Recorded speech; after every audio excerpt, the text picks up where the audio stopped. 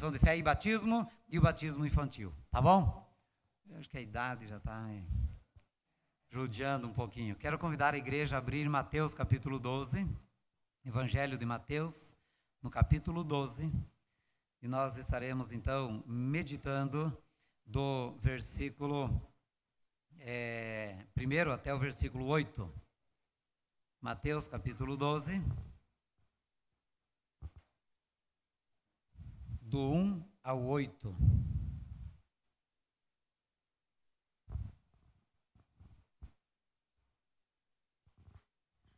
Evangelho de Mateus, capítulo 12, do 1 em diante, diz assim: Por aquele tempo, em dia de sábado, passou Jesus pelas searas.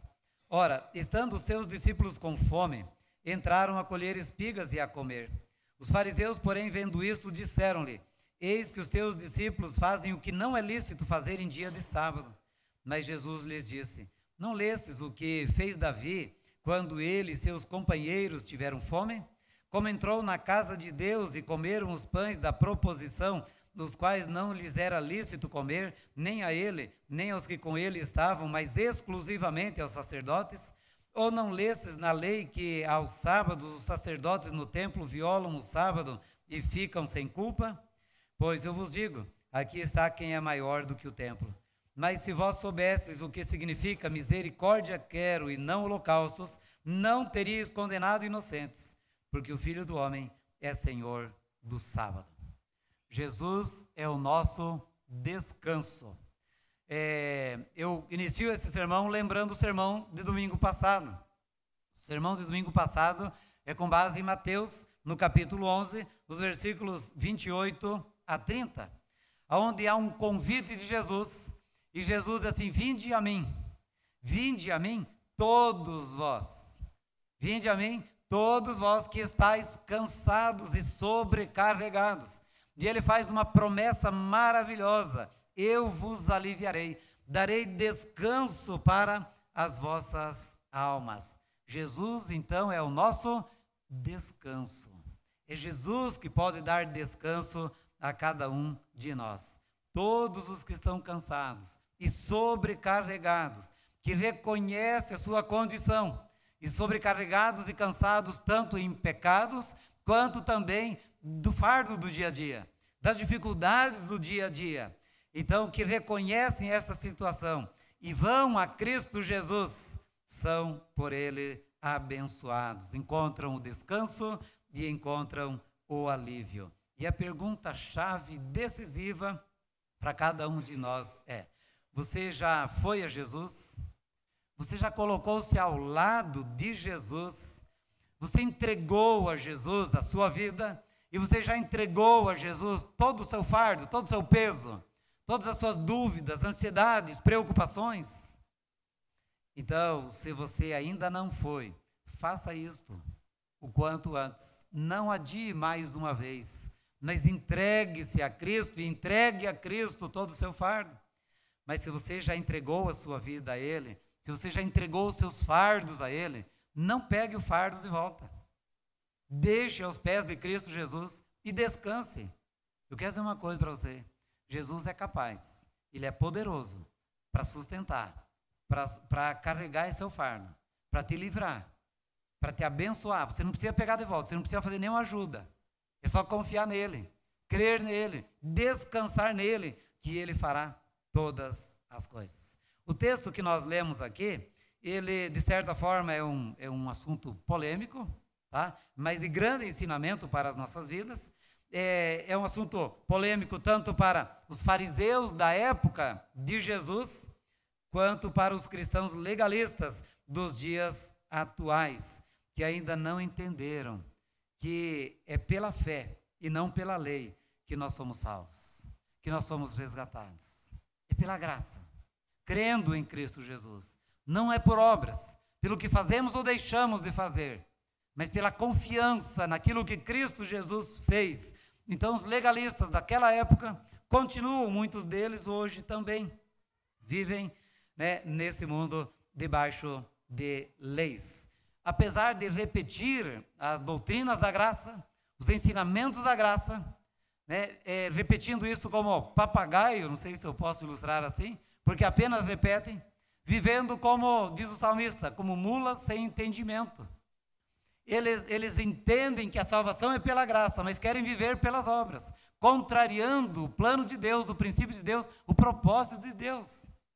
Então, os fariseus da época de Jesus viviam desta forma também, apegados mais às leis, apegados mais aos preceitos do que na graça de Deus. O apóstolo Paulo diz em Colossenses 2, de 20 a 22, que se morrestes com Cristo para os rudimentos do mundo, porque como se viveis no mundo, vos sujeitais às ordenanças, não manuseis isso, não proves aquilo, não toques aquilo outro, segundo os preceitos e doutrinas dos homens.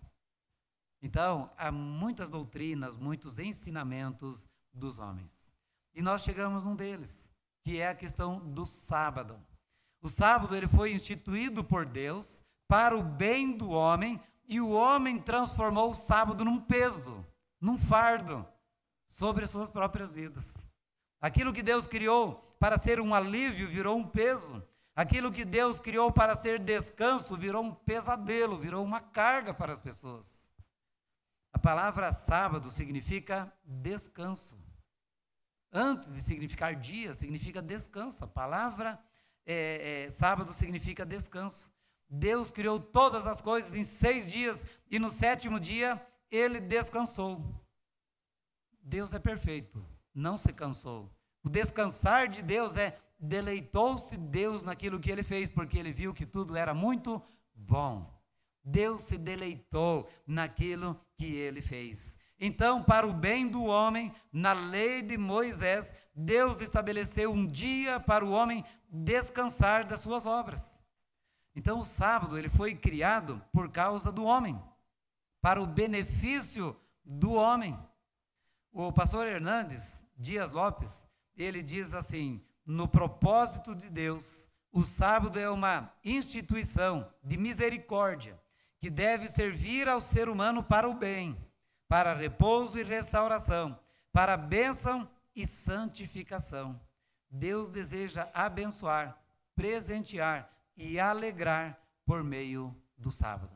Esse é o propósito de Deus. Mas o que fizeram os doutores da lei? O que fizeram os fariseus? Nós encontramos nos evangelhos 7 vezes que Jesus teve um confronto com os fariseus sobre o sábado, sobre essa questão da lei. E a respeito desse sábado aí, porque os fariseus, eles criaram 39 regras. Se não bastasse o mandamento, eles criaram 39 regras sobre a maneira de como guardar o sábado. Pensa bem. Além do mandamento, você precisa esmiuçar ele agora em 39 maneiras de como guardar o sábado. E se você falhar aqui, você está em pecado com Deus. Olha que fardo, olha que dificuldade, né, que vinha sobre a vida daquelas pessoas. Então, aquilo que era para ser libertador se tornou opressor. 39 regras, multiplica isso por 10. Se cada mandamento tem 39, imagina aonde que chega. Né? Então, muitas regras, muitos detalhes, né, que eles foram criando em torno de tudo isso aí. Então, chega no versículo 23, capítulo 23, o versículo 4, Jesus diz que esses fariseus, esses mestres da lei, atavam fardos pesados e difíceis de carregar e colocavam sobre os homens. Entretanto, eles mesmos nem com o dedo queriam mover. Então, mais uma vez eu digo, tanto os fariseus da época de Jesus, quanto os cristãos legalistas dos dias atuais, não passam de hipócritas. Porque querem interpretar a lei do seu modo, do seu jeito, ao invés de obedecer ao mandamento do Senhor. E o mandamento do Senhor não é pesado, mas os homens o tornaram pesado. Então, aquilo que era para ser descanso, libertador, se tornou um fardo insuportável na vida das pessoas. A própria palavra sábado significa descanso. E nós vemos aqui que Jesus, ele mesmo diz que ele é o descanso. Vinde a mim os que estáis cansados e eu vos aliviarei. darei descanso para a vossa alma. Jesus é o descanso. É Ele que pode dar alívio aos nossos fardos, às nossas dores, aos nossos sofrimentos. Tá? Então, muitos dos fariseus, hipócritas, legalistas dos nossos dias, eles cumprem a lei naquilo que lhes convém, ou naquilo que eles acham que são melhores do que os outros. É o que Jesus vai dizer assim, eles querem tirar o cisco do olho de alguém tendo uma trave no seu. Eles estão coando o mosquito engolindo o camelo. Eles acabam julgando os outros naquilo que ele faz um pouquinho melhor. E não se importa com aquilo que ele mesmo está fazendo e que não agrada ao Senhor. Então, os versículos 1 e 2, você que está com a Bíblia aí, tem acompanhado, pode estar lendo aí os versículos 1 e 2. Eles vão registrar o episódio em que num dia de sábado, Jesus passou pelas searas. E algumas traduções dizem uma plantação de trigo. E estando os discípulos com fome, entraram para colher espigas e comer.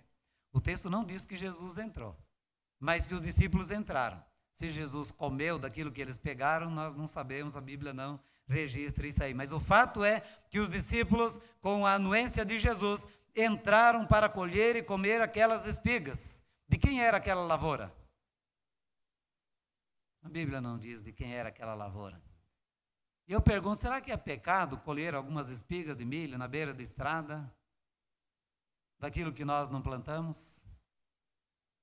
Não estou mandando invadir nada aí. Mas será que é pecado colher algumas? Você não pode colher e sair vendendo. Mas para fazer aquela pamonha que você está com a vontade, alguma coisa, será que é pecado? Para os fariseus da época de Jesus era pecado. Para os legalistas dos dias de hoje, eles vão dizer, é pecado, isso é roubo. Mas muitos deles estão roubando o Senhor nos dízimos. Por que só naquilo que eu quero é pecado que os outros fazem? E naquilo que eu não estou fazendo, então isso não é pecado? Por isso, se alguém quiser viver pela lei, cumpra toda a lei, porque se tropeçar num só ponto é culpado de todos. Se você condena quem pega meia dúzia de espiga de milho, porque está roubando, e se você não dá o seu dízimo, você é ladrão da mesma forma. Você está agindo da mesma forma, você está condenando naquilo que você está aprovando. Então, nós precisamos acordar, e é isso que Jesus está ensinando esses homens aqui, nesse momento. Tá? Isso não justifica você entrar na lavoura dos outros aí. Quer milho verde, vai plantar. Tá? Plante, e tem muito terreno baldio aí na cidade, você pode plantar e pode colher ali. Mas, lembre disso, que você não vai ir para o inferno se um dia você colher umas espigas de milho por aí. E se passar também, tá? O que eu quero dizer é que existem pecados, que ele é pecado do ponto de vista, muitas vezes, do homem e não do ponto de vista de Deus. Tá? O homem esmiuçou tanto as coisas, que ele transformou algumas coisas em pecado e que não é pecado. Tanto é que, na lei de Deus, diz que os cantos das lavouras, e em algumas beiradas assim, é para deixar, para que aquele que não tem, vá lá e colha e coma. Está na lei do Senhor. Mas as pessoas, aí são legalistas demais, entram nessas minúcias que tornam a sua vida pesada. E se não torna pesada para ele, pelo menos ele tenta acusar os outros. Meus irmãos, nós temos que entender que existem coisas que o homem diz que é pecado e Deus não considera como pecado, que não é pecado. Se tiver alguma dúvida, nós podemos conversar melhor sobre isso. Mas os legalistas é aqueles que ficam apontando você. Cortou o cabelo? Pecado. Ah, tá, é pecado. É pecado. E Deus, Ele quer que nós sejamos livres e não presos. Se Ele nos libertou, Ele não nos libertou para uma prisão. Ele tirou da prisão para a liberdade. Para a liberdade foi que Cristo vos libertou. Não receba novo jugo dos homens, das igrejas sobre você. Mas viva essa liberdade em Cristo Jesus. Só que Ele não te dá liberdade para pecar, mas para agora viver livre do pecado e das leis, porque Cristo cumpriu toda a lei, todos os preceitos da lei. Ele vai dizer aqui algumas coisas. Por exemplo, nos versículos 3 e 4, ele vai relembrar o texto de 1 Samuel 21, de 1 a 6, onde Davi quebrou lei cerimonial, que levou os seus homens, o seu exército, a comer os pães da proposição na casa de Deus, que era somente para os sacerdotes. Os outros não podiam comer esses pães, mas eles estavam com fome. E como a gente diz, morrendo de fome. E eles entraram na casa de Deus, não tinha o templo ainda naquela época, mas entraram na casa de Deus e comeram daqueles pães. E pelo que Jesus está dizendo, eles não foram condenados por isso. Cometeram um erro, que para os fariseus era um pecado, mas que para Jesus não foi pecado. E nós já vamos entender por quê. Tá? Então, a necessidade humana prevalece sobre a lei cerimonial. A alma humana, uma alma humana vale muito mais do que 1000 regras, do que 1000 preceitos religiosos dos homens. Então não devemos julgar, mas precisamos ter mais compaixão, usar de misericórdia. O outro exemplo está nos versículos 5 e 6. Os sacerdotes no templo, eles prestam serviço a Deus. Que dia? Lá no caso era no sábado. O pastor presta serviço que dia? No domingo. Ele pode quebrar então a lei? Os sacerdotes podiam quebrar a lei? Se os sacerdotes serviam no sábado e com isso não estavam quebrando a lei, a questão do sábado, Jesus estava dizendo, é a mesma coisa. Temos vários exemplos. Ele veio para trazer libertação e não fardo. Eles não condenavam os sacerdotes por trabalharem no sábado. Então, Jesus está dizendo, pensem nisso. Vocês precisam olhar para essa situação aí. É bom frisar que Jesus não é contra a lei, ele não é contra as regras, tá? As normas, mas o que Jesus nos ensina é que isso não pode ser mais um fardo sobre alguém que já está cansado e sobrecarregado. Então não jogue mais culpa sobre alguém que está sobrecarregado, mas leve a graça, leve o amor de Deus, leve o perdão, ajude a se livrar disso. Tem pessoas que quando vê alguém que está aí perdido, ele está nas trevas, está no pecado, ele chega e joga mais um fardo. Ele traz condenação. Jesus não veio para condenar, Jesus veio para salvar, para estender a mão, se colocou no meio. Jesus, muitas vezes, ele foi criticado, ele quase foi apedrejado, porque Jesus comia com pecadores, não para se tornar como eles, mas para tirá-los do pecado. E muitos fariseus daquela época se indignavam com Jesus. E muitos legalistas dos dias de hoje. Os fariseus eram o povo religioso da época, né? Muitos religiosos nos dias de hoje também estão por aí, com pedras nas mãos, para jogar em determinadas pessoas que não precisam de pedras. Estão no pecado, estão condenados. O salário do pecado, eles precisam de amor, graça e misericórdia, e não de pedras. Então, vamos amar mais, vamos ter mais misericórdia.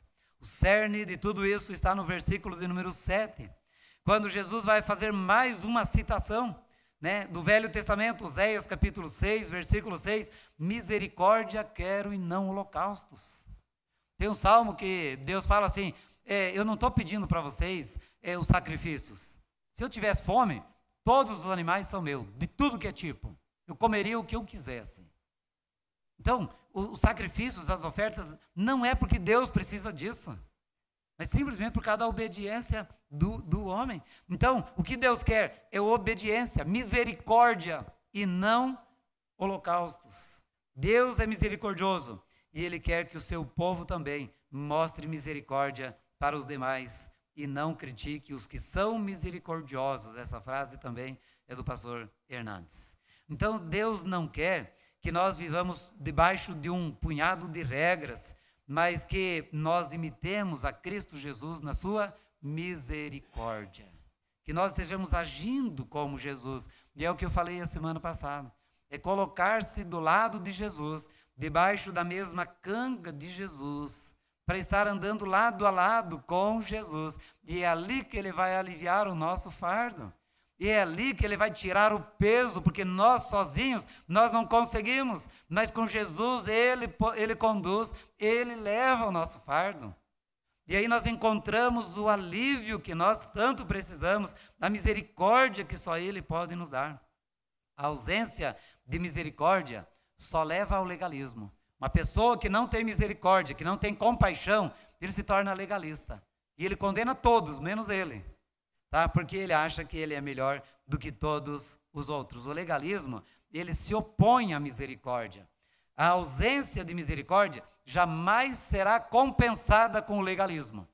Você pode tentar cumprir todas as leis, ela não vai substituir a misericórdia. Então tenha misericórdia. A misericórdia te levará a ser obediente a Deus, mas esse legalismo jamais te levará à obediência a Deus e a usar de misericórdia para com os outros. Então coloque a misericórdia acima das regras. Ame mais e julgue menos. Ame mais e julgue menos. Isso nós temos que repetir até inculcar em nós mesmos. Eu devo amar mais e julgar menos. Quando? Todos os dias, sempre. O legalismo é uma inversão de valores. Nós cantamos um cântico aqui daquela mulher samaritana. Quando Jesus confronta aquela mulher samaritana, aquela mulher era uma mulher religiosa. Aquela mulher era uma mulher temente a Deus. Aquela mulher seguia princípios, aquela mulher tinha os seus valores, a sua religião. Mas olha como vivia. Mas ela tinha sua religiosidade, tanto é que a primeira coisa que ela pergunta para Jesus é: nossos pais adoravam nesse monte, o Monte Gerizim, em Samaria. E vocês, judeus, dizem que é para adorar em Jerusalém, no Monte Sião, no templo. Aonde é que devemos adorar? Mulher religiosa. Olha a vida que levava, mas era religiosa. A religiosidade não salva ninguém. Só Jesus Cristo é que dá salvação, não a religião. E então aquela mulher ali, ela ouviu da parte de Jesus que não está errado adorar no Monte Gerizim. Não está errado adorar no Monte Sião. Não está errado você adorar aqui no Monte Aquidauana, ou sei lá onde você quiser, qualquer outro lugar. Não está errado isso. Mas a adoração a Deus não está presa a lugar e não está presa a forma. E nós muitas vezes estamos presos a formas. A igreja presbiteriana preza por liturgia, mas a liturgia não tem que tomar o lugar da palavra de Deus. A igreja presbiteriana preza pela ordem das coisas, mas a ordem não deve ser colocada à frente da misericórdia, do amor. Então, essas coisas são importantes e necessárias, mas no seu devido lugar. Enquanto que nós devemos colocar a misericórdia e o amor em primeiro lugar, ou acima de todas as coisas. Por isso Jesus diz assim, que chegou a hora em que os verdadeiros adoradores adorarão ao Pai em espírito e em verdade. E são esses que o Pai procura para os seus verdadeiros adoradores. Por que ele falou assim? Porque, com certeza, a maioria das pessoas estão presas a regras. Para adorar a Deus tem que ser do jeito que eu penso, do jeito que eu quero, do jeito que eu acho. E não é. É do jeito que a pessoa pode. Um mudo pode louvar a Deus. Um aleijado pode adorar a Deus. Um pode adorar erguendo a mão, ou dando glória a Deus, o outro falando. O outro, talvez apenas em pensamento. Não criemos regras, mas estejamos criando caminhos para que as pessoas possam se achegar a Deus e adorar o Senhor em espírito e em verdade, porque são esses que o Pai procura para os seus, como seus verdadeiros adoradores. Então, nós precisamos, meus irmãos, entender que o Senhor procura também não legalistas, mas pessoas com o coração quebrantado e humilde diante do Senhor. Esse Ele não despreza. Que nós possamos, então, nos desapegar mais de regras, preceitos e regras e mais regras e preceitos e mais preceitos e confiar naquele que é suficiente para nós. Que é suficiente. Jesus é suficiente, creia nisso, confie nisso e leia a Bíblia nessa perspectiva que você vai ver. A Bíblia está cheia disso. Jesus é suficiente, é tudo o que nós precisamos. As demais coisas, elas virão com o tempo. Para professar a fé, para batizar, isso vem como consequência. Se alguma dessas pessoas, depois de terem crido em Cristo Jesus, tivessem morrido sem se batizar, sabe aonde que elas estariam? No céu com o Senhor. Porque o que salva é a fé e não o batismo, e não a religião, e não o fato de tomar a Santa Ceia, ou de fazer parte do louvor, ou de fazer pregação, ou dar aula para a escola dominical, ou qualquer outra atividade. Para a salvação basta crer. Crer é confiar plenamente em Cristo Jesus e agora viver por essa mesma fé. Ele que vai conduzir. Um exemplo claro para nós é no avião. Você crê que o avião vai voar, né? E crê que o piloto vai conduzir. Quando se entra nele, vai embora. Quando dá uma turbulência, o que você pode fazer? Nada, só confiar no piloto. Toca o barco. Barco não, avião. Porque não tem outra coisa para você fazer. Tá? Você não pode fazer nada, a não ser confiar que o piloto vai conduzir ao destino certo. Creia em Jesus, Ele vai te conduzir para o céu, para nenhum outro lugar. Não vai levar de volta para a lei, para isso, para aquilo. Ele vai te levar para a glória eterna. Confie nele. Ele é poderoso e o único que pode nos conduzir ao descanso eterno. Você tem desfrutado desta vida que o Senhor Jesus veio para dar? Então nós concluímos com esta palavra, que Cristo veio para trazer liberdade e não para trazer prisão. Que Jesus veio para nos livrar do fardo da lei e nos trazer a sua graça, porque pela lei ninguém será justificado. Jesus Cristo, ele veio para salvar e não para condenar, está lá em João no capítulo 3. Jesus veio para trazer vida e vida em abundância. E nós podemos ter esta vida, desfrutar desta vida abundante, desde que confiemos nele.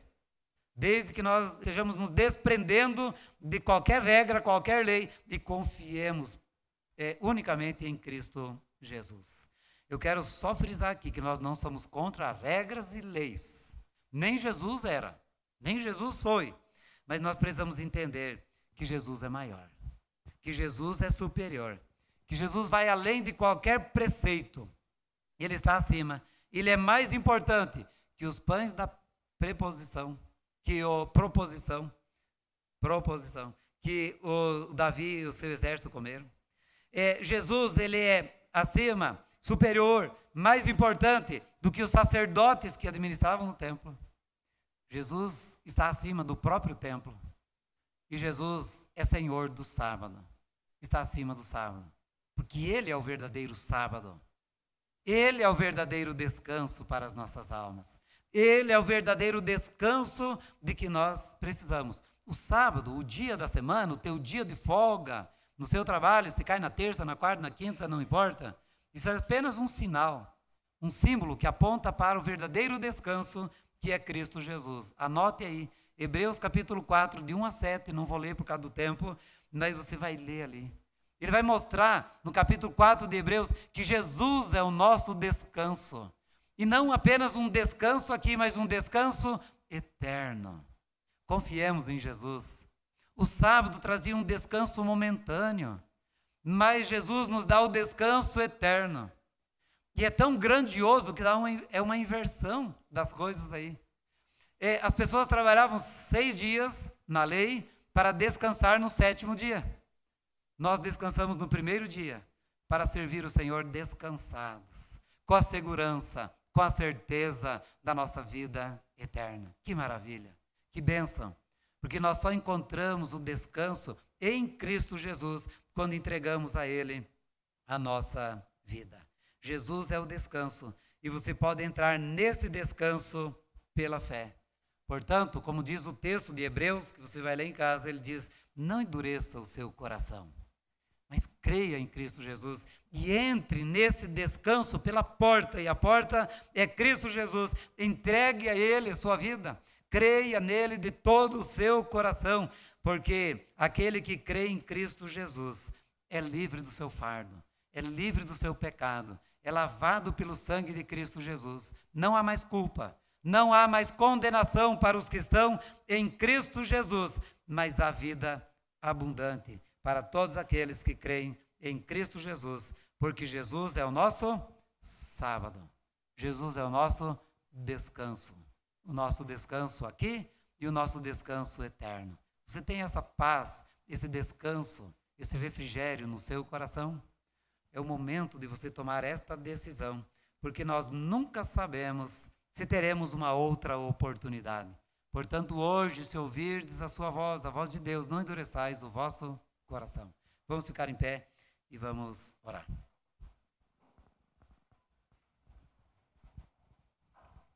Senhor nosso Deus e Pai, em nome de Jesus nós queremos te agradecer por esse dia de festa, por esse dia maravilhoso, em que o Senhor nos concedeu a oportunidade de estarmos juntos aqui.